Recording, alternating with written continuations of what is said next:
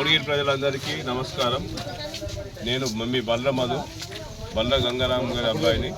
మీరందరూ నేను సర్పంచ్ గురించి ఉన్నా, మీరందరూ నాకు ఓటేసి గెలిపేయగలరని నా యొక్క ప్రార్థన.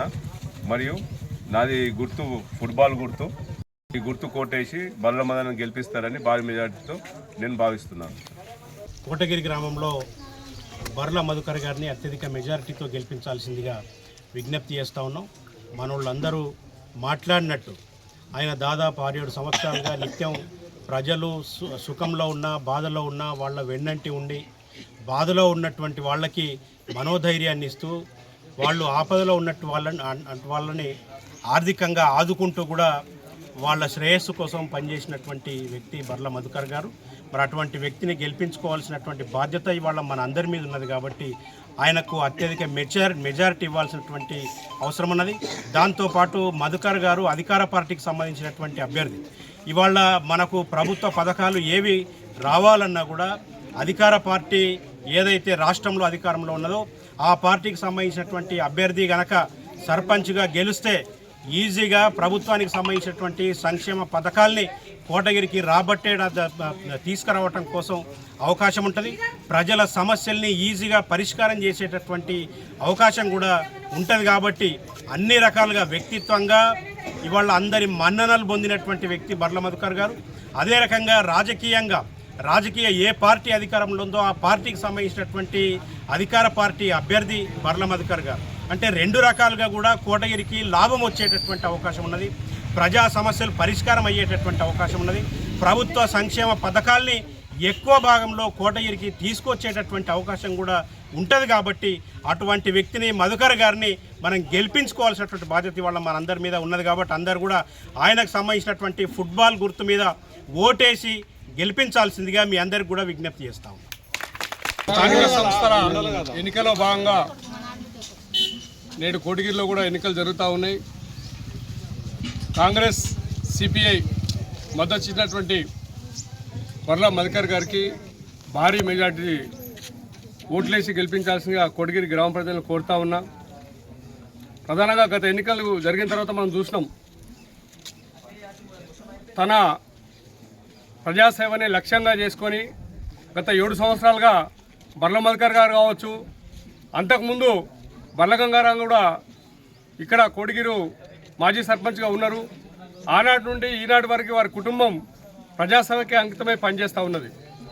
దాంట్లో గత 7 సంవత్సరాల నుంచి బర్ల మధుకర్ గారు కోటగిరిలో ఏది జరిగినా కానీ ఇలా పోచారం శ్రీనివాసరెడ్డి గారి స్థాయిలో నువ్వు సర్పంచ్గా ఓడిపోయినావు, నీకు వేరే పదవి ఇస్తా అంటే కూడా మార్కెట్ చైర్మన్ లాంటి పదవులు ఇస్తే కూడా నేను కోటగిరి గ్రామ ప్రజలకు గ్రామ సర్పంచ్గా ఉండి నేను సేవ చేస్తా కానీ వేరే పదవులు వద్దని చెప్పేసి తిరస్కరించినటువంటి వ్యక్తిత్వం ఉన్నటువంటి మనిషి.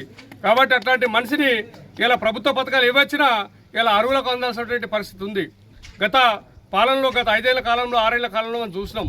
ఇలా అనర్హులకు ఇచ్చినటువంటి పరిస్థితి పథకాల్లో మనం చూసినాం. కాబట్టి ఖచ్చితంగా అర్హులకే పథకాలు అందాలంటే మన ఓటును ఒక న్యాయమైనటువంటి అదేవిధంగా ఎవరికైతే ప్రజాసేవ చేద్దామని చెప్పేసి తన పనులన్నీ ఇసబెట్టి ఇతర దేశాల్లో అవకాశం ఉన్నప్పటికీ అది కాదని గల ప్రజాసేవకి అంకితమై పనిచేస్తున్నటువంటి బర్ల మధుకర్ గారికి మీ అమూల్యమైనటువంటి ఓటేసి భారీ మెజార్టీ చేయాల్సిందిగా మరోసారి భారత కమ్యూనిస్ట్ పార్టీ సిపిఐగా కోటగిరి ప్రజానీకానికి ఫుట్బాల్ గుర్తుకి ఓటేసి గెలిపించాల్సిందిగా మరోసారి పేరున అందరికీ విజ్ఞప్తి చేస్తా ఉన్నాను.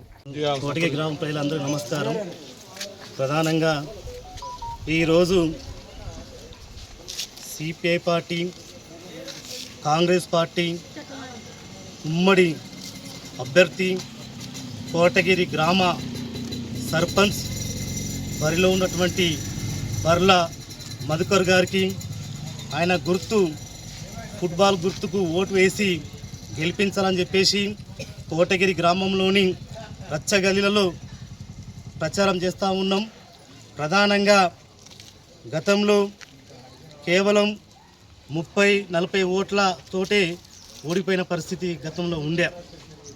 30-40 ఓట్లతో ఓడిపోవడం అంటే అది నైతిక విజయం. చాలా మట్టుకు ఓడిపోయిన వ్యక్తి ఇంట్లోనే కూర్చునే పరిస్థితి ఉంటుంది. ధైర్యాన్ని కోల్పోయి మనోవేదన గురై ఇంట్లో ఉంటుంది ఎక్కువ మట్టుకైతే. కానీ బలరాం మధుకర్ గారు ఒక విప్లవ లక్షణాలు ఉండి, లేదు నాకు చాలామంది ఓట్లేసిన ప్రజలకు ఓడిపోయినా కానీ ఆ రోజు నుంచి ఈ రోజు వరకు దాదాపుగా 6-7 సంవత్సరాల నుండి గ్రామంలో పిలిచినా పిలకపోయినా శుభకార్యాలు కానీ అశుభకార్యాలు కానీ అనేక కార్యక్రమాల్లో కూడా పాల్పంచుకున్న పరిస్థితి మన మల్లన్న గారికి ఉన్నది. ఆ రోజు నుంచి ఈ రోజు వరకు కూడా సామాజిక కార్యక్రమాలు కానీ ఇతర కార్యక్రమాలు కూడా చురుకుగా పాల్గొంటున్న వ్యక్తి మన మదన్న గారు. ఈరోజు మదన్న గారు వాస్తవంగా మేము అనేక ఇళ్లకు వెళ్ళి అడుగుతూ ఉంటే, ప్రచారం చేస్తూ ఉంటే, ఏదైతే మదన్న గారు గెలిచిపోయలేదు కావాల్సిన ఈ ప్రచారం అంతా మెజార్టీ కొరకు. మదన్న ఆల్రెడీ ప్రజలలో గెలిచిపోయిండు కాబట్టి మనం చేస్తున్న ఈ ప్రచారం అంతా గెలుపు మెజార్టీ రావాలని చెప్పేసి, ఏదైతే గతంలో తక్కువ ఓట్లతో ఓడిపోయినా ఈరోజు ఈ మెజార్టీని పెంచుకోవాల్సిన ఆవశ్యకత మనందరిపైన ఉన్నది. ఈ కోటగిరి గ్రామం మేజర్ గ్రామ పంచాయతీ, నిజామాబాద్ జిల్లాలోనే అత్యధిక మెజార్టీ వచ్చిన గ్రామ పంచాయతీ ఏదైనా ఉన్నదంటే కోటగిరి అని చెప్పేసి ఈ సందర్భంగా ఘంటాపథంగా తెలియజేస్తున్న పరిస్థితి ఉంది. కాబట్టి రేపు 11వ తారీఖున ఏదైతే మదన్న గారి ఏదైతే సింబల్ ఉన్నదో ఫుట్బాల్ సింబల్ పైన కోటగిరి గ్రామ ప్రజలు మీరు గుద్దే గుద్దుతోటి ప్రత్యర్థులు ఎవరైతే ఉన్నారో వాళ్ళ గూమనేటట్టుగా ఆ రకమైన తీర్పు ఇవ్వాలని చెప్పేసి ఈ సందర్భంగా తెలియజేస్తా ఉన్నాం. మదన్న గారి